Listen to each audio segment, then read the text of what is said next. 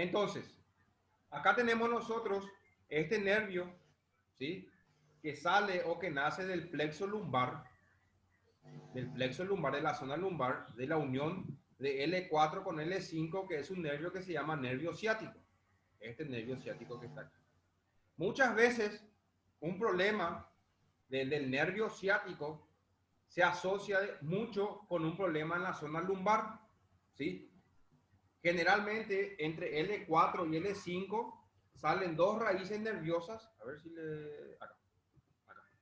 Entre L4 y L5 salen estas dos terminaciones nerviosas, se unen y se fusionan y forman el nervio ciático. Entonces, si uno tiene alguna patología en la zona lumbar, qué sé yo, una artrosis lumbar, una hernia de disco a nivel lumbar, ¿sí? Una hiperlordosis a nivel lumbar, una escoliosis a nivel lumbar. Esto produce una alteración en esa zona y por ende produce una compresión de este nervio ciático. Muchas veces estos pacientes tienen la compresión de este nervio ciático, pero la causa no está en la zona lumbar, sino está a nivel de esta región. ¿Por qué? Por una contractura o una lesión de un músculo que se llama músculo piramidal. Este músculo piramidal forma parte de los músculos rotadores externos de la cadera que se llaman o que son los músculos pelvitrocanterios. ¿Se acuerdan que yo les dije los músculos pelvitrocanterios? Que era el piramidal, obturador interno, obturador externo, gémino superior, gémino inferior y el crural. Esos son los músculos pelvitrocanterios que realizan la rotación externa de cadera. Entonces, entre todos esos músculos, este músculo piramidal se encuentra muy cerca del nervio ciático que sale a nivel de la zona lumbar. ¿Sí? ¿Se entendió ahí? ¿Sí? ¿Hasta ahí sí? Bueno. Perfecto, profe. Perfecto. Este nervio ciático, ¿sí? Se desplaza o tiene un recorrido en toda la parte posterior del muslo, ¿sí? Y se desplaza hasta la punta del pie. Muchas veces los pacientes con una compresión de este nervio ciático, sobre todo a este nivel, que vamos a enfocarnos aquí al nivel del músculo piramidal, el paciente suele tener las famosas parestesias, que son los hormigueos, o el quejú que le dicen en guaraní, en donde el paciente tiene todas esas sensaciones en la pierna. Puede ser que tenga en la pierna, a nivel del muslo, en la pierna en sí, o puede inclusive llegar los síntomas hasta el pie. Y muchas veces, si esta compresión no mejora, ¿sí? Y el músculo se encuentra muy contracturado y sigue comprimiendo este nervio ciático, ¿sí? Estos pacientes suelen tener o suelen perder fuerza del músculo. La fuerza muscular se suele perder. Entonces ellos tienen torpeza al caminar. Entonces, el síndrome piriforme se refiere a la inflamación o irritación del nervio ciático cuando pasa por el músculo piriforme o piramidal ubicado en la profundidad de la nalga, haciendo que el piriforme comprima o atrapa el nervio ciático, ¿sí?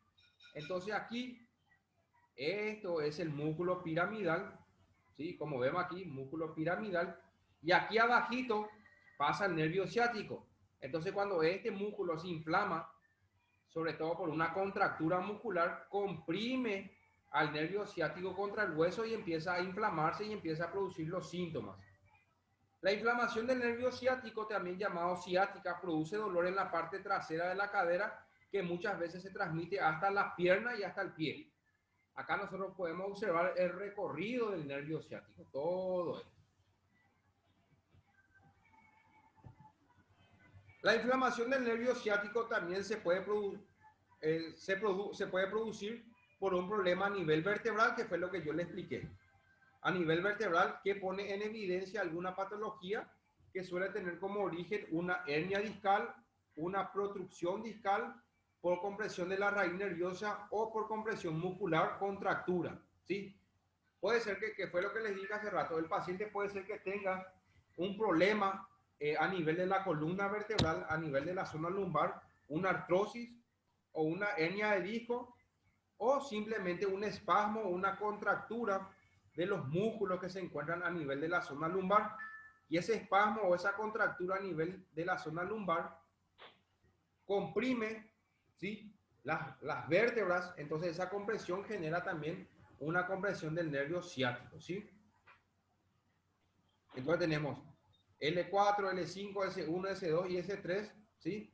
Pueden formar parte del nervio ciático, pero generalmente la raíz L4 y L5, ¿sí?, son las que se encuentran afectadas con mayor frecuencia en el nervio ciático, que es lo que vemos aquí. Acá tenemos la raíz L4 y L5, lo que se suele encontrar comprimida, ¿sí? Y esto produce la ciática a nivel lumbar. El músculo piramidal o piriforme, ¿sí?, se encuentra a este nivel, se extiende por debajo del músculo glúteo mayor. Es por esto que toda la palpación se realiza a través del glúteo, profundizando hasta llegar a una zona hundida, que es el agujero que emplea el nervio ciático para salir y recorrer el muslo y la pierna. Hay un agujero a este nivel que se llama agujero obturador, y este agujero, o en este agujero obturador, que es lo que está aquí, acá se encuentra un agujero que se llama agujero obturador, y por ahí sale el nervio ciático. Entonces nosotros al palpar esta zona, al comprimir la zona glútea, ¿sí?, muchas veces el paciente suele o presenta los síntomas al comprimir el nervio ciático. El paciente puede referir dolor, ¿sí?, en los puntos que se llaman puntos gatillos, ¿sí?, a nivel de la región glútea, aquí, en la cara posterior del muslo, a este nivel, o en la pierna, inclusive hasta el pie, ¿sí? Entonces puede haber un dolor referido por lo que se llaman puntos gatillo del músculo. Esto es, al aplastarse los nervios y vasos contra el agujero ciático mayor, pueden dar dolor en la región lumbar, nalga y parte posterior del muslo. Generalmente el paciente con este síndrome suele presentar los primeros síntomas en la región glútea. Le duele la cola a este nivel. Acá. Sobre todo, este síndrome piramidal duele cuando el paciente está en reposo, cuando descansa, cuando se acuesta, cuando se sienta. Cuando está en actividad constante, cuando se mueve de un lado a otro, generalmente los síntomas desaparecen o mejoran porque está en calor. Una vez que entra en frío, en reposo, ahí se empiezan a manifestar los síntomas. Los síntomas y signos del síndrome piriforme: se trata de una fuerte molestia que se produce en la zona de la nalga, que puede extenderse por la cara posterior del muslo. En los 2/3 del muslo el dolor se siente como un hormigueo, un mordisco, un dolor punzante o un ardor en la nalga, ¿sí? Que fue lo que les dije yo hace rato. El paciente presenta las parestesias, los hormigueos, el famoso yehú en la nalga, y puede desplazarse en la cara posterior del muslo, la pierna y el pie, en todo el trayecto del nervio ciático. Acá vemos nosotros, ¿sí?, el músculo piramidal, ¿sí?, y acá se encuentra la emergencia de este nervio a nivel del agujero obturador. Entonces el paciente presenta síntomas en toda la pierna. Esta compresión del nervio ciático puede ser unilateral, solamente en una pierna, o puede ser bilateral en las dos piernas. Raro es que sea bilateral, generalmente suele ser más unilateral, pero también puede ser bilateral. Y si es bilateral es más complicado porque el paciente se va a alterar completamente ya su marcha y ya le va a imposibilitar caminar. ¿Por qué? Porque el paciente va a perder la fuerza del músculo. Acá tenemos algunas maniobras para evaluar si el origen de esta patología del nervio ciático es a nivel lumbar o a nivel del músculo piriforme. A nivel lumbar hay una maniobra que se llama la maniobra de Lasague. Es donde el paciente se encuentra acostado en la camilla boca arriba, agarramos la pierna que está afectada y levantamos la pierna hacia arriba. Si entre los 0 a 60 grados de levantar la pierna, el paciente siente o se manifiestan los síntomas o se agravan los síntomas, entonces es positivo la maniobra de Lasague. Entonces el paciente tiene un problema o una compresión a nivel lumbar. Vamos a suponer que el paciente venga con la sintomatología del nervio ciático.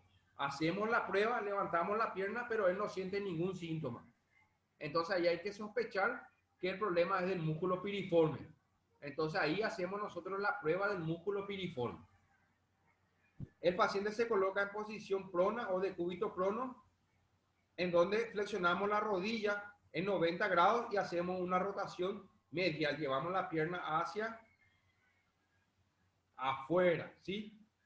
Y al llevar la pierna hacia afuera, y si eso va a comprimir más el nervio ciático, entonces el paciente ahí va a sentir dolor.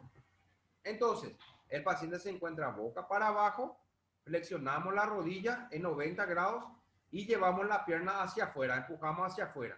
Y si el paciente empieza a sentir dolor o si el dolor se agrava o aumenta, entonces es positivo la maniobra de Feyerabend. La maniobra de pase o de pace consiste en que el examinador coloca las manos sobre la zona afectada del paciente y se le pide que haga una abducción de la zona afectada. Y eso produce el dolor. Entonces el paciente se encuentra en decúbito sentado, ¿sí? Una mano en la cara externa de la rodilla, la otra en la cara externa. Y si el paciente tiene los síntomas en la pierna derecha, le pedimos al paciente que intente abrir la pierna. Y nosotros nos oponemos al movimiento. Si al oponernos al movimiento el paciente refiere dolor, entonces es positivo para esta prueba también.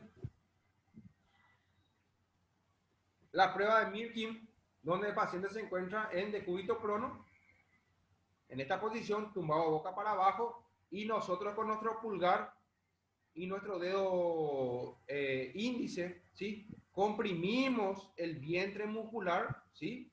En una zona profunda del músculo glúteo mayor, y si al comprimir esto el paciente refiere dolor, entonces también es positivo para el síndrome piramidal. La maniobra de Beatty, en donde el paciente se encuentra en decúbito lateral, acá, con las rodillas flexionadas. Con esta mano nosotros empujamos la cadera hacia adelante y con esta mano empujamos hacia abajo. Con esta mano, con la mano derecha, empujamos la cadera hacia adelante y con la otra empujamos hacia abajo. Y al hacer ese movimiento, nosotros generamos un desplazamiento a nivel óseo, a nivel de la cadera. Ese desplazamiento genera una mayor presión del nervio ciático y eso desencadena los síntomas de este paciente. Le duele al paciente. Y luego hay una prueba, aparte del estiramiento, que es esta, en donde al paciente se le pide que cruce la pierna, ¿sí? Hacia el lado opuesto. Con esta mano que está aquí, se empuja hacia abajo y hacia adentro, y con esta se empuja hacia adentro. Se hace una contrapresión. Y esa contrapresión hace un estiramiento del músculo piramidal y también comprime el nervio ciático. Entonces ahí se desencadenan los síntomas y el paciente refiere dolor a este nivel.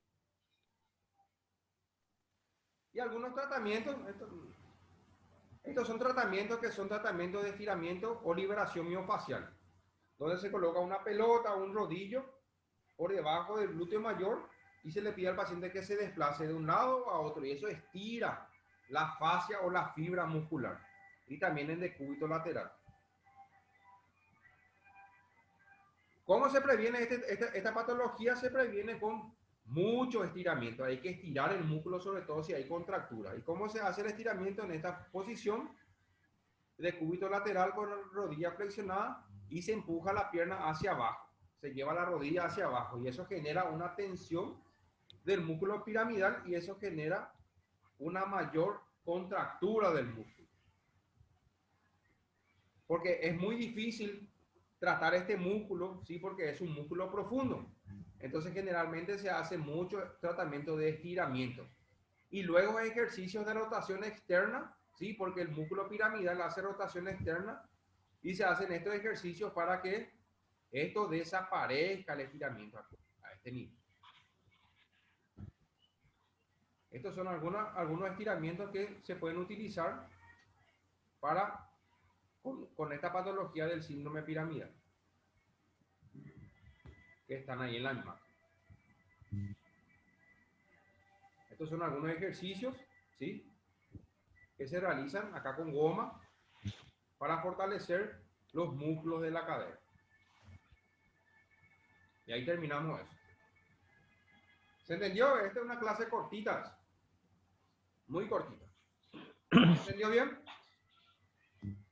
¿Sí? ¿Se entendió el piramidal? ¿Tienen alguna pregunta? Se entendió bien, profe, está todo claro. Bueno, ahora vamos a esto.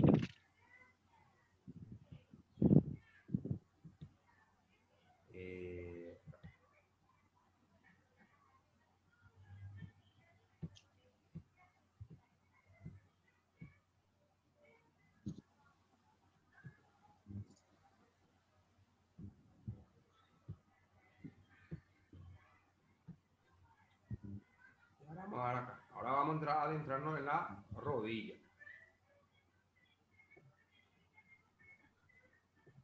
¿Se ve la diapositiva? ¿Sí?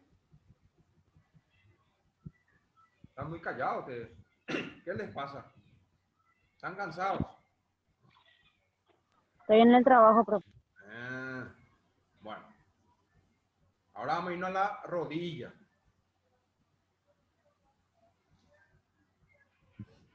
Bueno. La rodilla. Acá solamente a modo de repaso, como siempre hago la parte de anatomía. ¿Sí? La rodilla, ¿sí? La rodilla está formada por tres articulaciones. Una articulación que se llama articulación femorotibial, en donde se articula el fémur con la tibia. La siguiente articulación es la articulación femororotuliana, donde se articula el fémur con la rótula. Y la tercera articulación es la articulación tibio-peronea superior, donde se articula la tibia con el peroné. Entonces ahí tenemos las tres articulaciones de la rodilla. La rótula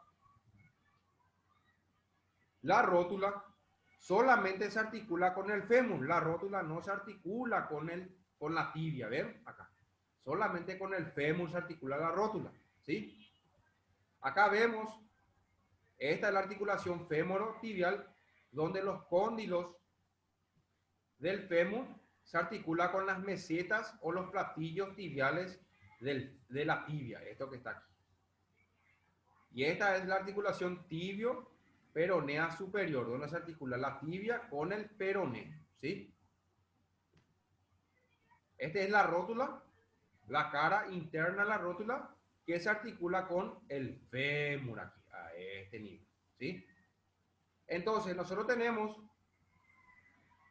como en toda articulación, tenemos los componentes intraarticulares y los componentes extraarticulares. ¿Quién me puede decir cuáles son los componentes intraarticulares en la rodilla? ¿Qué hay dentro de la rodilla?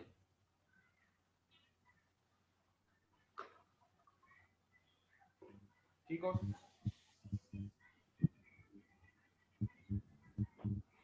El menisco, profe. Menisco, después. Muy bien. Víctor, después. Los ligamentos. ¿Cuál ligamento? Los ligamentos cruzados. Cruzados. ¿Cuáles son? Sí.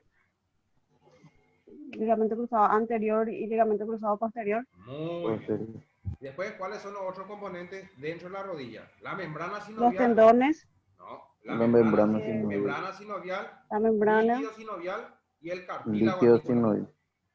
Los cartílagos. Bueno, empezamos otra vez. Los componentes intraarticulares son cartílago, membrana, líquido, meniscos y ligamentos cruzados. ¿Sí? Los meniscos. Los meniscos, estos son los meniscos. En cada rodilla hay dos meniscos. Un menisco interno y un menisco externo. ¿Sí? El menisco interno, este que está aquí, este que está aquí, este que está aquí, el menisco interno tiene forma de C. Y el menisco externo tiene forma de O. Es más cerrado. Este es el externo. Y este que está aquí es el interno. ¿Sí? Lo voy a escribir acá para que ustedes escriban también y tengan. Hay una memotecnia que se llama Citroën.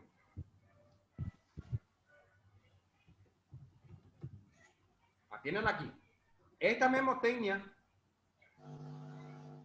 es para saber cuál de los meniscos tiene forma de C y cuáles de los meniscos tienen forma de O. Si vemos aquí, donde dice Citroën, en la C, I se refiere al interno y tiene forma de C. El E es el externo y tiene forma de O. Esta es una memotecnia que a mí me enseñaron cuando estaba en la facultad. Entonces así nosotros podemos saber cuál tiene forma de C y cuál tiene forma de O. Citroën. ¿Estamos? Bueno. Entonces, tenemos ahí los dos meniscos, tanto uno hacia dos a la rodilla, dos en cada rodilla, ¿sí? ¿Cuáles son las funciones de los meniscos? A ver, ¿quién me puede decir? ¿Para qué sirve? Para amortiguar el impacto, puede ser, profe. Uno, amortiguar el impacto. Muy bien, Víctor, después. Tenemos una función. Amortiguar. Después, otra función de los meniscos. Ayuda a coaptar mejor la articulación. Coaptar. ¿Qué quiere decir? Que entre la tibia y el fémur hay un espacio. Entonces ellos se encargan de coaptar mejor. La segunda función. Amortiguar, coaptar. El tercero, ayuda en la lubricación. Porque los meniscos le estimulan a la membrana sinovial. Y la membrana sinovial produce el líquido sinovial. Entonces estimula o ayuda a la lubricación, el tercero. Y el cuarto, ayuda en la propiocepción de la rodilla. Propiocepción. Propiocepción. Entonces, la función de los meniscos son amortiguar, coaptar, lubricar y propiocepción. 4 funciones. ¿Y ustedes saben lo que es la propiocepción? Ana, ¿sabes?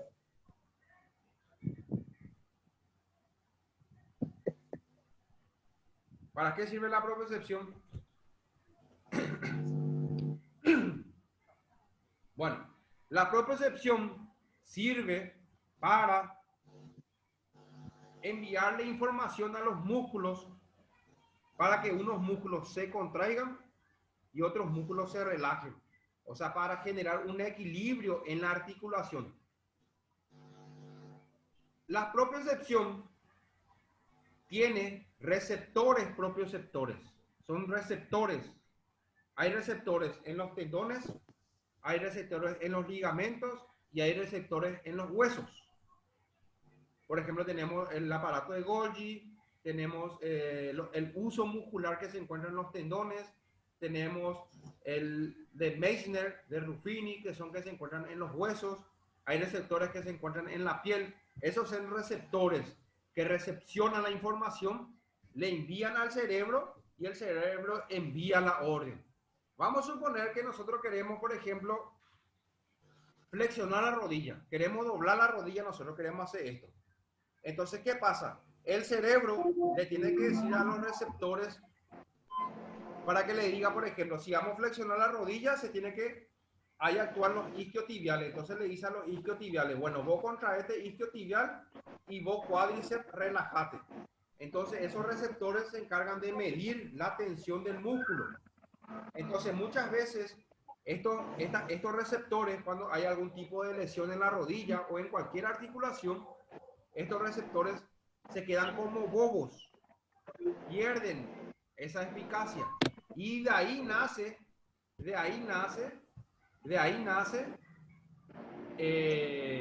¿cómo les voy a decir? Los ejercicios de propiocepción, que ustedes seguramente conocen.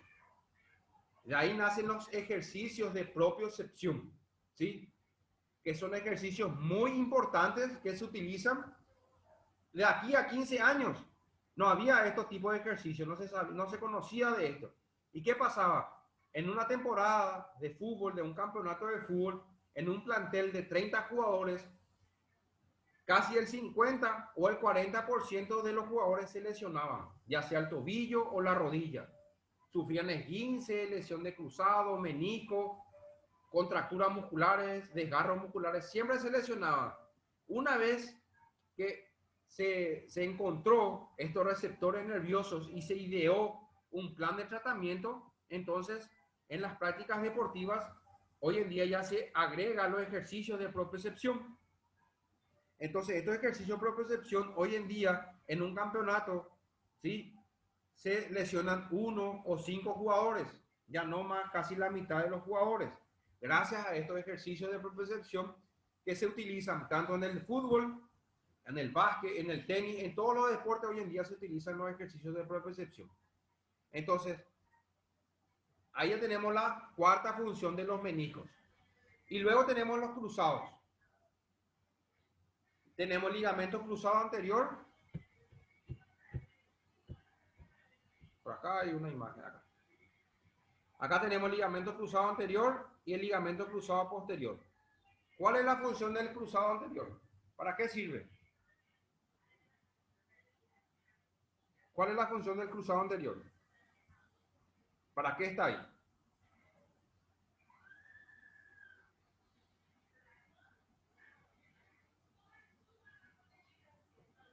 El ligamento cruzado anterior evita, acá tenemos el fémur, la tibia, acá está el cruzado anterior y acá está el cruzado anterior, posterior.